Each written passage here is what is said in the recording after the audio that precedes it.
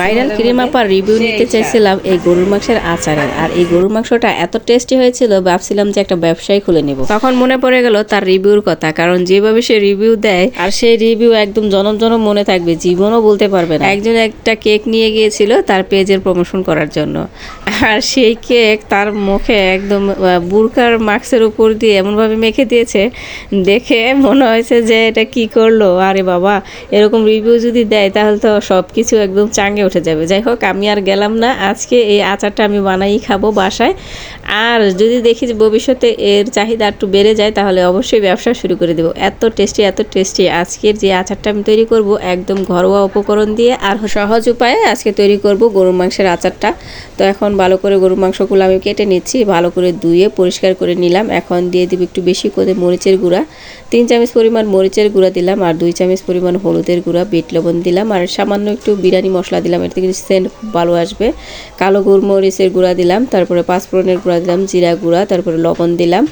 এখন দিয়ে দিচ্ছি আদা রসুন বাটা আর হচ্ছে গিয়ে পেঁয়াজ কুচি দিয়ে ভালো করে মেখে নিব, একদম ভালো করে মেখে নিব। আর কোনো পানি ব্যবহার করব না, কিন্তু এখানে আমি পানিটাও কিন্তু ঝরে নিয়েছিলাম। ভালো করে মেখে নিয়ে এখন যেই হাঁড়িতে রান্না করব ওটাতে উঠিয়ে দিচ্ছি। আর এখনও কিন্তু তেল ব্যবহার করি নাই, তেল দেবো ওটার মধ্যে। এখন আমি ভালো করে হাঁড়িতে উঠাই নিলাম, উঠাই নিয়ে এখন দিয়ে দিব ওটার মধ্যে যে গরম মশলা দেওয়া হয় নাই, তো দিয়ে দিচ্ছি কিছু গরম মশলা। তারপর দিয়ে দিলাম একটু সয়াবিন তেল, 2 চামচ পরিমাণ চিনি।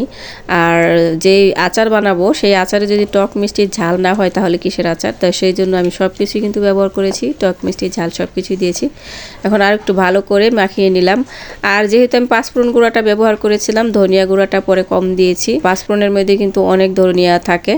এখন ভালো করে মাখিয়ে কিন্তু উঠিয়ে দিচ্ছি। আর এখানে যে আমি অনেকগুলো শুট নিয়েছিলাম যে তরকারি হচ্ছিল, ওইগুলা কেটে গেছে। রান্না করার সময় এক্সট্রা কোনো পানির দরকার হবে না, এখান থেকে একটু একটু করে যে পানি হবে সেই পানি দিয়ে কিন্তু মাংসটা সুন্দরভাবে সিদ্ধ হয়ে যাবে। যাই হোক, ওই যে ওরকম হয়েছে তরকারি, ওরকম করে শুকনা শুকনা করে ভাজা ভাজা করে একদম মিডিয়াম আছে আমি রান্না করে নিয়েছি। আর এখন তরকারিটা বাগার দেওয়ার পালা, সেজন্য একটু টক রেডি করে নিলাম। সেখানে তেঁতুল ছিল আর ভিনেগার ছিল, সামান্য একটু পানি দিয়ে গুলিয়ে রাখলাম। আর আদা কুচি আর রসুন কুচি করে রাখছি। আর পরিমাণ 1 কাপের চেয়েও কম হবে সরিষার তেল দিয়েছি। আর এখানে 7-8টা শুকনো মরিচ দিয়েছি, আদা কুচি রসুন কুচি দিয়েছি, দিয়ে ভাজা ভাজা করে তারপরে এখানে এই যে তেঁতুলের টকটা উঠাই দিলাম। তেঁতুলের টকটা হয়ে যাওয়ার পরে তারপরে যে মাংসগুলো আছে ওগুলো উঠাই দিব। তেঁতুলের টকটা আর হচ্ছে তেল দিয়ে ভালো করে আমি কষিয়ে নিলাম, নেওয়ার পরে এখন মাংসটা উঠাই দিব।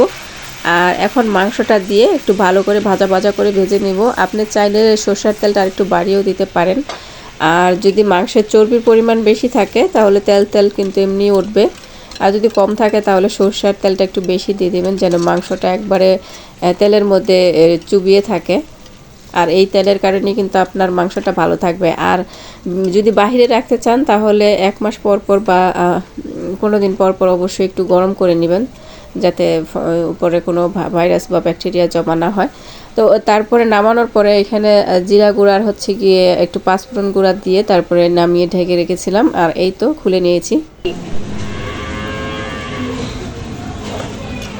ফাইনালি আমার গরুর মাংসের আচার একদম রেডি। আর এই আচারের সাথে আলু ভর্তা, গরম ভাত, উফ ফাটাফাটি।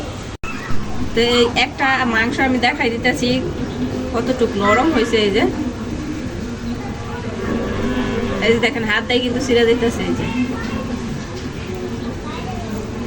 এই যে এতটুকু নরম হয়েছে যে হাত দিয়ে ছিঁড়ে গেছে, এত শক্ত হয় নাই, একটা মাংস এত শক্ত হয় নাই। এই যে দেখেন কত সুন্দর নরম। আর এগুলো আমি এখন বাটিতে বেড়ে নিব। একদম 6 মাস পর্যন্ত খাওয়া যাবে বাহিরে রাইখা। মাঝখানে একটু জাল দিতে হবে।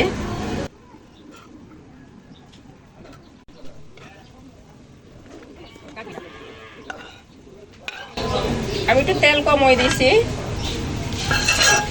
এখানে সরষের তেল যদি আরো ইউজ দেওয়া যেত সমস্যা নাই, দিলে দেওয়া যেত। তারপরেও কিন্তু তেলের মধ্যে ডুবে থাকবে, মানে মাংসগুলো এরকম রাখতে হবে যেন তেলে ডুবে থাকে, তাহলে কিন্তু নষ্ট হবে না। আর এই তেল দিয়ে পরে কিন্তু ভাতটা খেতে কিন্তু অনেক মজা লাগে। সত্যি আচারটা কিন্তু অনেক টেস্টি হয়েছে, অনেক। এই তো আমার একবারে গরুর মাংসের আচার আমার বাড়া শেষ। এই যে দেখেন আচারের অবস্থা, পুরো মাংস কিন্তু একদম ডুবে আছে তেলের মধ্যে, সেই স্বাদ।